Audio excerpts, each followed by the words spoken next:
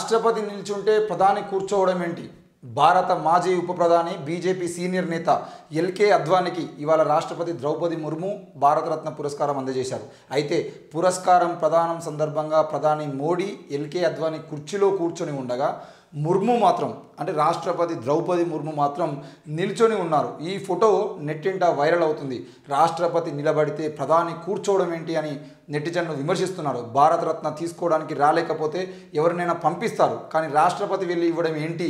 ఆ పదవిలో గిరిజన మహిళ ఉందనే కదా అని ఓ నెటిజన్ విమర్శించారు. కాగా ఈ ఫోటోపై కాంగ్రెస్ పార్టీ సైతం స్పందించింది. ఒక పక్క భారతరత్న ప్రదానం, మరోపక్క భారత రాష్ట్రపతికి అవమానం అని సోషల్ మీడియాలో పోస్ట్ చేసింది. మొత్తానికైతే క్లియర్గా కాంగ్రెస్ పార్టీ విమర్శ చేసిందని కాదు, కానీ రాష్ట్రపతి అనే వ్యక్తి ఎవరైతే ఉంటారో ఆయన ఈ దేశానికి ప్రథమ పౌరులుగా ఉన్నటువంటి వ్యక్తులు ఎవరైతే ఉంటారో వాళ్ళని కాదని ఈరోజు ఎల్కే అద్వానీ కోసం మీరు భారతరత్న ఇంటికి తీసుకుపోయడమే దిగజారిపోయారని అర్థము.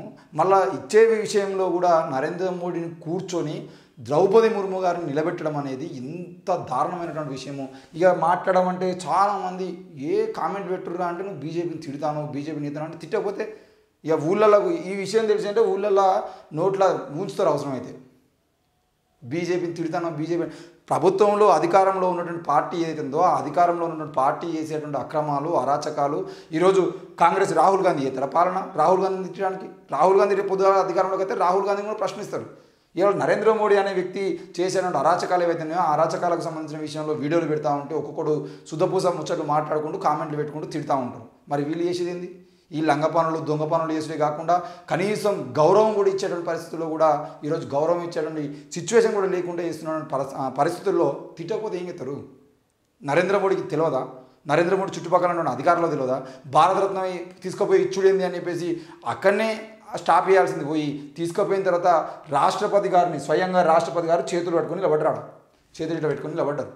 ఏందన్నట్టు అంటే ఈరోజు బీజేపీ పార్టీ అధికారంలోకి వచ్చిన తర్వాత ఈ దేశంలో ఒక రాష్ట్రపతి యొక్క పదవి ఈరోజు గిరిజన మహిళకు మేము రాష్ట్రపతి చేసినామని చెప్పేసి డ్రామాలు చేసి అటు మణిపూర్లో మహిళల మీద అత్యాచారాలు చేస్తూ అదే మణిపూర్లో నాగాలాండ్లో ఈ మొత్తం ఒక జాతి మొత్తాన్ని నిర్మూలన చేద్దామని చెప్పేసి ఈరోజు అక్కడ ఉన్నటువంటి గిరిజన మహిళల మీద అత్యాచారాలు చేస్తూ గిరిజన మహిళల్ని నగ్నంగా ఊరేగిస్తూ రాజకీయాలు చేసేటువంటి పార్టీ గిరిజన మహిళను మీరు చూడండి.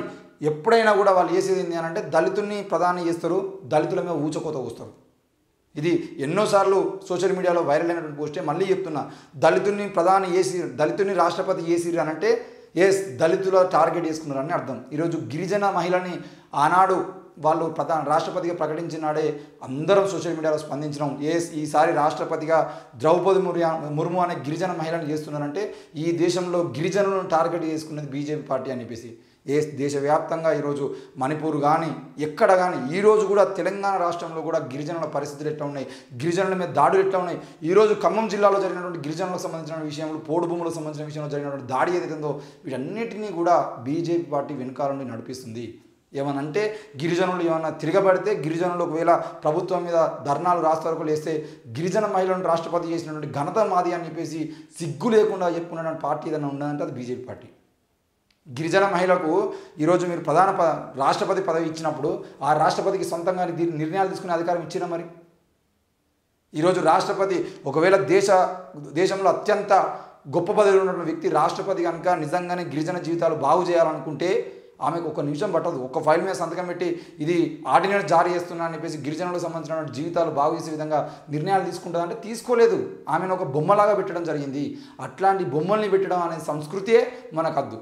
గిరిజన మహిళకు మీరు రాష్ట్రపతి ఇవ్వడమైనా లేదంటే రేపు ప్రధానమంత్రిని చేయడమైనా ఏం చేసినా కూడా ఆమె సొంతంగా నిర్ణయాలు తీసుకున్న పరిస్థితుల్లో ఉన్నప్పుడే వాళ్లకు పదవులు ఇవ్వాలి. మీరు దళితుల్ని రాష్ట్రపతిని చేస్తారు, గిరిజన మహిళను రాష్ట్రపతి చేస్తారు, అవసరమైతే ముస్లిం మైనార్టీలను రాష్ట్రపతిని చేస్తారు. ఎవరిని చేసినా మీరు రాష్ట్రపతిని చేస్తారు తప్ప వాళ్ళని పని చేయలేరు. ఇది ఈ దేశంలో బీజేపీ చేసిన పాలన. మీరు కనీసం నరేంద్ర మోడీ కన్నా తెలివి ఉండాలి కదా.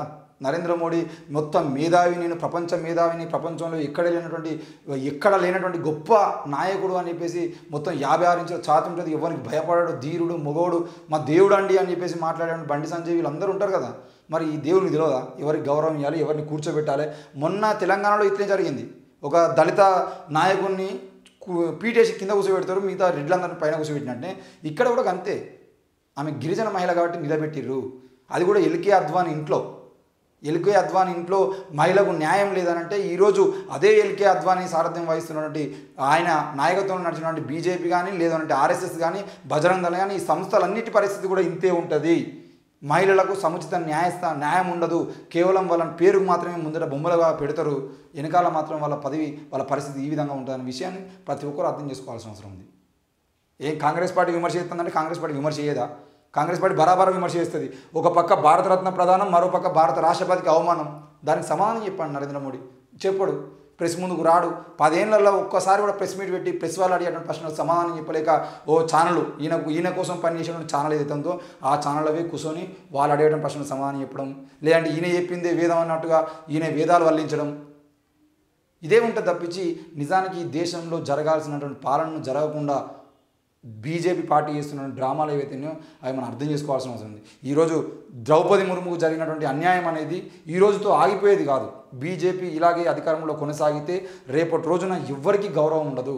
మళ్ళీ ఎస్సీ ఎస్టీ బీసీలు ఎవరైతే ఉన్నారో శూద్రులు అతిశూద్రులుగా ఉన్నటువంటి వీళ్ళందరూ కూడా గౌరవం అనేది లేకుండా మళ్ళా కులం పేరుతో పనులు చేసుకోవాల్సిన పరిస్థితికి తీసుకుపోతారు. కాబట్టి దయచేసి ఆలోచించండి.